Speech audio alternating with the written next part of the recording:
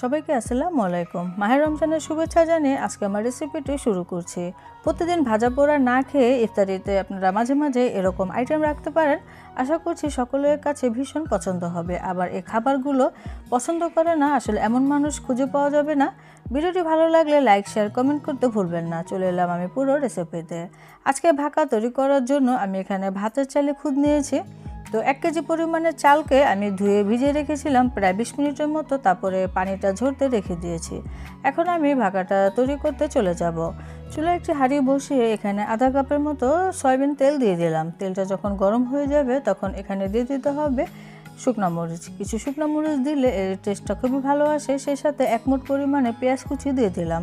সেই সাথে এখানে 2 টেবিল চামচ পরিমাণে রসুন দিয়ে দিলাম। তো রসুনটাকে আমি একটু ছেঁচে তারপরে দিয়ে দিয়েছিলাম। তো চুলার জালটা মিডিয়াম টু হাইতে রেখে এখন এই পেঁয়াজ, রসুন এবং শুকনো মরিচকে ভেজে নিতে হবে। এরকম যখন ভাজা ভাজা হয়ে যাবে তখন এখানে আমি দিয়ে দিচ্ছি মশলা।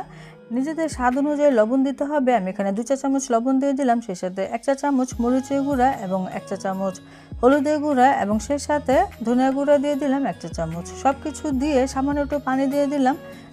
এখন নেড়ে চেড়ে মশলাটা খুব ভালো করে কষিয়ে নিতে হবে এরকম তেলটা চলে আসার আগ পর্যন্ত। যখন দেখা যাবে তেলটা এরকম ছেড়ে দিয়েছে বুঝতে হবে মশলা কষানো হয়ে গিয়েছে। তারপরে সেই খুদের ভাতগুলো বা খুদের চালটা দিয়ে দিচ্ছি আমি। তো মশলার সাথে নেড়ে চেড়ে খুব ভালো করে মিশিয়ে প্রায় 6 থেকে 7 মিনিটের মতো এই খুদের চালটাকে আমি ভেজে নেব। তাহলে খুদের ভাতটা খুবই সুন্দর ঝরঝরে হবে।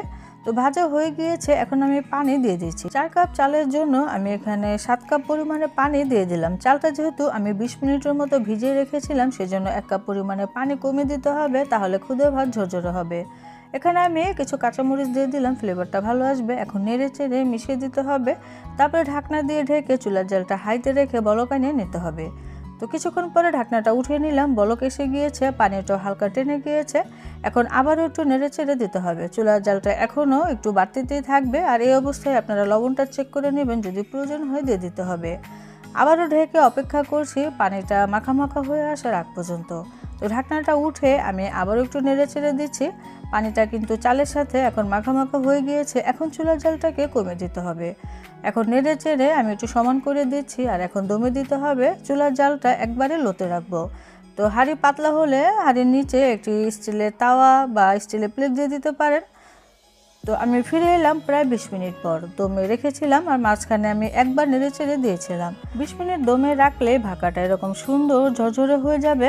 এখন আমি কিছুটা তুলে রাখছি ঠান্ডা হওয়ার জন্য। আপনারা দেখে নিশ্চয়ই বুঝতে পারছেন কতটা ঝরঝরে হয়েছে। আর এর ফাঁকে আমি একটি শুটকি ভর্তা তৈরি করব। এখানে শুটকি মানে চাপা শুটকি, রসুন, পেঁয়াজ, কাঁচামরিচ খুব ভালো করে আমি হালকা তেলে ভেজে নিয়েছিলাম।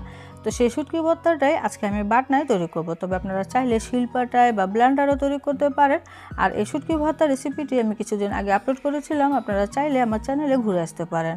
আর এই বাটনায় এই শুটকি ভর্তাটা এরকম আধা ভাঙ্গা হবে, মানে আধা বাটা হলে এই ভর্তাটা খেতে ভীষণ মজা লাগে। আর বাটনার মধ্যে আমি একটুখানি খুদের ভাত নিয়ে মেখে মুখে খেয়ে নিলাম।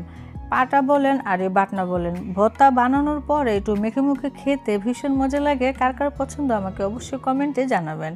এখন পরিবেশনের পালা। আমি মাটির একটি প্লেটে এরকম খুদের ভাত বেড়ে নিলাম। সেই সাথে কিছুটা শুটকি ভর্তা দিয়ে দিচ্ছি আর কালো জিরা ভর্তাও দিয়ে দিলাম। এটা আমার প্রথম থেকে বানানো ছিল। সেই সাথে মুরগির মাংস নিয়েছি। এখানে হাড়, কলিজা, গলা, পা, পাখনা এগুলো সব মিলিয়ে আমি আজকে ভুনা করেছিলাম। আর এই তরকারির রেসিপিটাও আমি কিছুদিন আগে আপলোড করেছিলাম। তো রসুন দিয়ে এই তরকারিটা রান্না করলে অনেক বেশি মজা লাগে। আশা করছি আজকের এই লোভনীয় রেসিপিটি আপনাদের কাছে অনেক বেশি ভালো লেগেছে এবং জিভে জলও চলে এসেছে। আপনারা অবশ্যই তৈরি করে খাবেন আর আমাকে কমেন্টে জানাবেন আজকের এই রেসিপিটি কেমন হলো। আপনারা চাইলে ভাতের চাল বাদ দিয়ে পোলাও চালের যে খুদ পাওয়া যায় সেটা দিয়েও রান্না করতে পারেন, খেতে অসম্ভব মজা লাগে। সবাই অনেক বেশি ভালো থাকবেন, সুস্থ থাকবেন। আজকের মতো বিদায় নিচ্ছি। আল্লাহ হাফেজ।